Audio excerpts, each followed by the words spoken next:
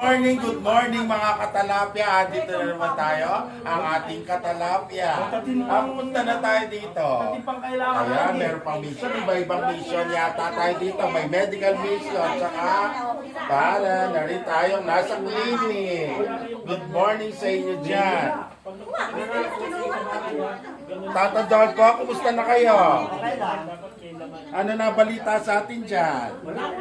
Ano nabalitaan ko, kailangan nyo ng nebulizer, kaya nagpursige tayo itong mapa sa ating kamay para kahit pa paano ay mapunasan ng inyong hinihindang karamdaman.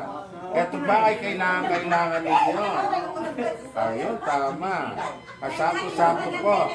Sapo-sapo, liban sa may kit na tayo ng nebulizer, patitignan pa tayo sa mata.